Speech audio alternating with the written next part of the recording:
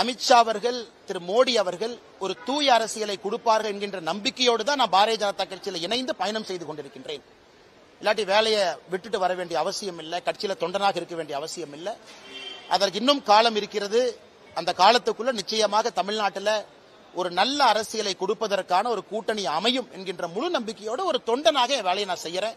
இன்னைக்கு யார் இருக்கணும், யார் இருக்கக்கூடாது, யார் எப்படி இருக்கணும் என்கின்ற கருத்தை சொல்வதற்கு எனக்கு அதிகாரம் இல்லை. நான் ஒரு சாதாரண தொண்டனா இருக்கேன். பிடிச்சிருந்தா இருக்க போறேன், பிடிக்கலனா கிளம்ப போறேன், அவ்வளவுதாங்க. என் வேலையை பார்த்துட்டு விவசாயம் பார்த்துட்டு இருக்க போறேன். அதனால் நேரம் வரும்பொழுது கட்டாயமாக நிச்சயமாக நான் பேசுவேன். ஆனா அரசியல் கட்சியில யாருமே கன்னு வச்சு அரசியல் கட்சியில் இருக்க வைக்க முடியாதுங்கண்ணா. இதெல்லாம் வாலண்டரி மெக்கானிசம். எங்களுடைய கை காசை செலவு பண்ணி நாங்க அரசியல் இருக்கோம். எங்களோட கேள்வி கேட்டீங்க பதில் சொல்றதுக்கு வெயிட் பண்ணணும். எல்லாருமே இங்க வந்து பப்ளிக்குக்காக வேலை பார்க்கிறோம். பிடித்தவரை பப்ளிக்குக்காக வேலை பார்க்க போறோம். அரசியல் கட்சியிலிருந்து இல்ல நம்ம வேற வேலை செய்யணும் அப்படின்னா அதை சமூக ஆர்வலராக சமூக இயக்கமாக மாற்றி அதே வேலையை பப்ளிக் செய்ய போறோம். அதான் அம்மா அவங்க கேட்ட கேள்விக்கு நேரடியா பதில் சொல்லிட்டேன். சுத்தி வளைச்சு இந்த கூட்டணி எப்படி அப்படின்னு சொல்லீங்கன்னா நான் எப்பவுமே நேரா பேசுறாள், எப்பவுமே பின்னாடி இருந்து நான் பேச மாட்டேன். இன்னும் நான் காத்திருப்பதற்கு தயார். பாரதிய ஜனதா கட்சியினுடைய தொண்டனாக பொறுத்திருப்போம், பார்ப்போம். என்ன நடக்கும் என்று அடுத்த சில மாதங்கள் கவனிப்போம். தமிழ்நாட்டுக்கு நல்லது நடக்கும் என்கின்ற ஒற்றை கருத்துல நிறைய பேர் ரிஸ்க் எடுத்திருக்கோம். நான் இல்ல, எத்தனையோ பேர். நான் ட்ரெடிஷனல் பொலிட்டீஷியன் கிடையாது. மாத்தி மாத்தி பேசுறதுக்கு மக்கள் அதை எங்கிட்ட எதிர்பார்த்தாங்கன்னா ஐ எம் சாரி. நான் 20 வயசுலேயே கரவேட்டி கட்டிட்டேன், 25 வயசுலேயே பூத் தலைவர் ஆயிட்டேன், 30 வயசுலேயே தலைவர் ஆயிட்டேன், 60 வயசு வரைக்கும் இருப்பேன். அந்த மாதிரி அரசியல் இல்ல. நான் 35 வயசுல வந்தேங்க, வேற இடத்துல இருந்து வந்த அரசியலுக்கு. ஆனால் எனக்கு மாத்தி பேசியெல்லாம் தெரியாது, சபநாகரிகம் எல்லாம் தெரியாது, இடத்துக்கு தகுந்த மாதிரிலாம் பேச தெரியாது. இப்போதைக்கு என் வேலையை பார்க்கறேன். பத்திரிகை நண்பர்களை பார்க்கும்போது என் கருத்தை சொல்றேன். இன்னும் பொறுத்திருங்கள், சரியான நேரத்தில் நான் பேசுறேன். பதவி எதுக்கு நான் போடணும்? பதவியெல்லாம் வெங்காயம் மாதிரி நான் தான் சொல்லிட்டேன். அதை உரிச்சிங்கன்னா ஒண்ணுமே இருக்காதுண்ணே. என்ன பதவி போடுவாங்க அண்ணா? ஒரு நிமிஷம், என்ன பதவி போடுவாங்க? என்ன அண்ணா? எனக்கு தமிழ்நாட்டில் சுத்தமான அரசியல், நேர்மையான அரசியல். இதுக்கு என்ன பதவி வேணும்?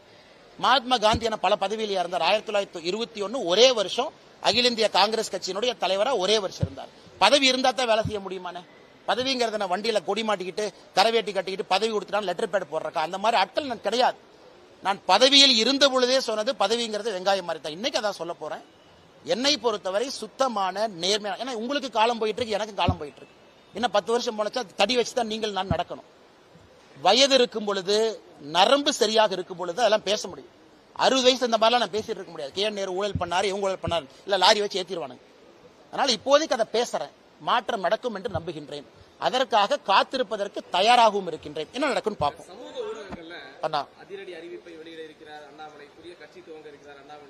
அண்ணா ஏற்கனவே நான் சொன்னேங்கண்ணா, ஏற்கனவே சொன்னேன். நான் எங்கே இருந்து அரசியல் வரேன்னு பாருங்க.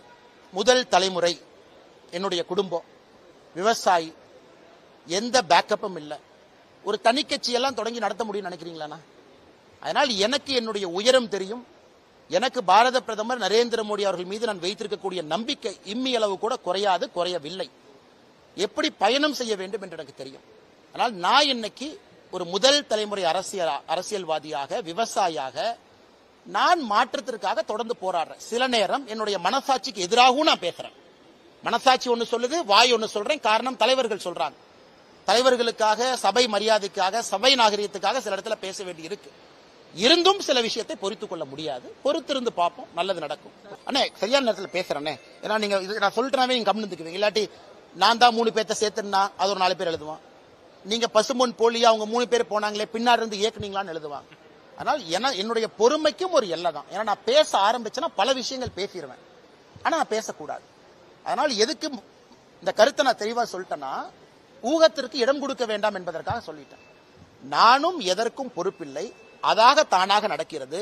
அப்படி இருக்கும் பொழுது எல்லாத்துக்கும் நான் தான் காரணம் பேசுவாங்க.